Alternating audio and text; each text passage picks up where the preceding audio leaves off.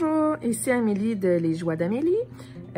Aujourd'hui, je vous fais une petite vidéo pour vous montrer comment je fais pour terminer un fil avec la deuxième méthode que j'aime beaucoup utiliser, qui est une méthode qui se fait sans avoir besoin de tourner mon cerceau ou le Q-snap de bord. Donc, il y a une première vidéo que j'avais déjà faite pour montrer une première méthode que j'aime beaucoup utiliser, qui est le waist thread. Aujourd'hui, je vais vous montrer le pin stitch.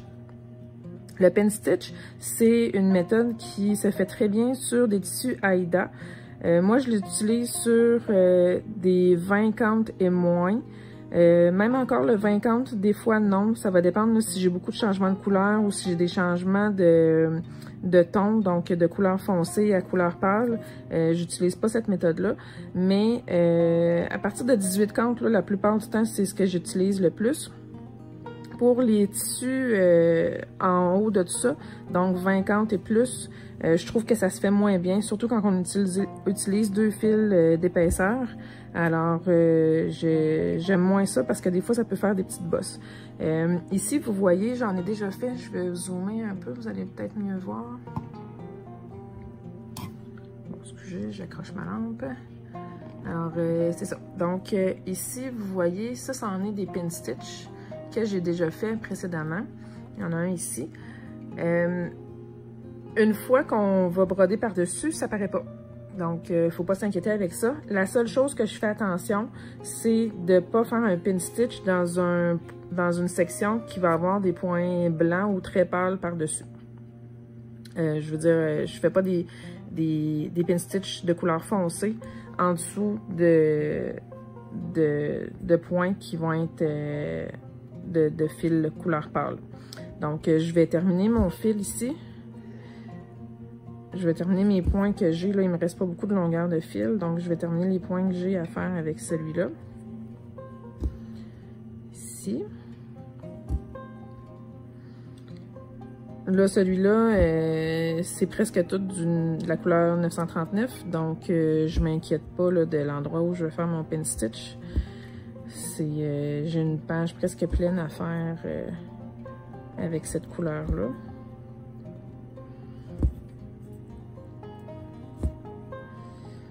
Donc, quand je suis rendue que j'ai plus beaucoup de longueur de fil, donc moi ça, en tout cas je vais vous le montrer après, là, c'est suffisant pour moi. Donc, je vais commencer mon pin stitch. Là, je suis à l'arrière, mon aiguille est à l'arrière. Je vais me trouver un point un petit peu plus bas ou sur le côté qui est libre. Et puis, ce que je fais pour faire le pin stitch, c'est que je vais insérer mon aiguille par derrière dans le milieu. Je ne sais pas si vous voyez bien.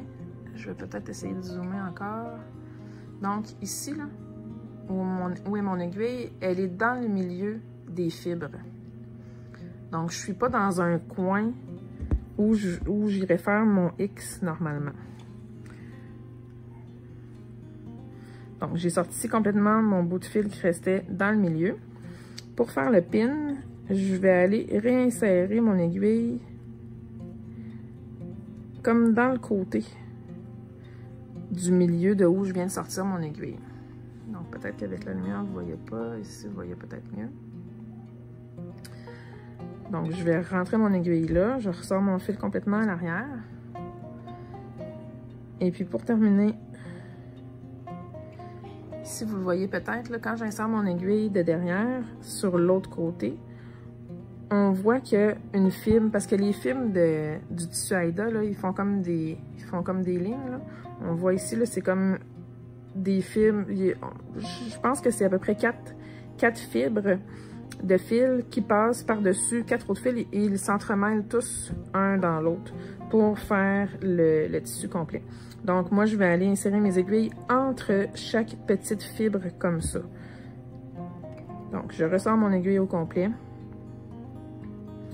Je viens terminer mon pin stitch en rentrant mon aiguille dans le centre où j'avais entré mon aiguille la première fois.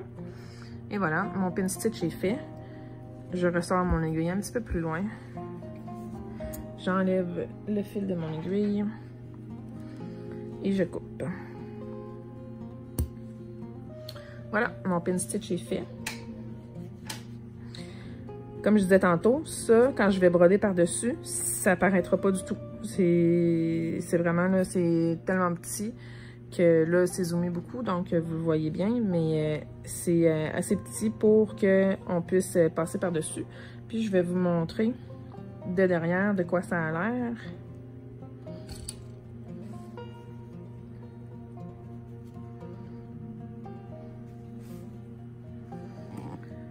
Donc, en arrière,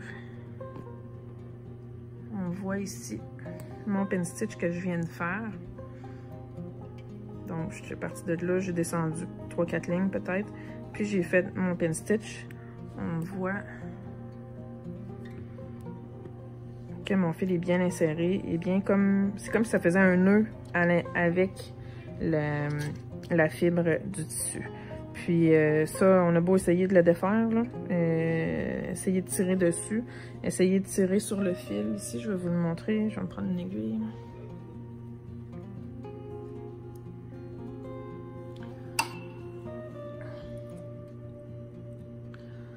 Si j'en trouve une pas loin, bon. Donc ici, là, si je serre mon aiguille ici, là, puis que je tire dessus, je tire fort, là, et il n'y a pas moyen, là, ça sort pas du tout. Donc, c'est ça. Alors, j'espère que ça vous aura aidé, que vous aurez compris comment ça fonctionne. Le pin stitch. Je vais remettre ma lumière. OK. Donc, c'est ça. J'espère que ça vous aura aidé. Ça prend un petit peu de pratique au début. C'est certain qu'on n'a pas la super méthode tout de suite la première fois. Mais avec un petit peu de pratique, ça se fait très bien. Si vous avez la possibilité de le pratiquer sur du 14 count, même du 11 count, c'est l'idéal. Pratiquez-le. Allez-y, c'est vraiment une méthode qui est le fun à faire. Parce que justement, on n'a pas besoin de tourner notre cerceau de bord. On peut tout faire ça de l'avant. Alors, sur ce, je vous laisse. J'espère que ça vous aura aidé.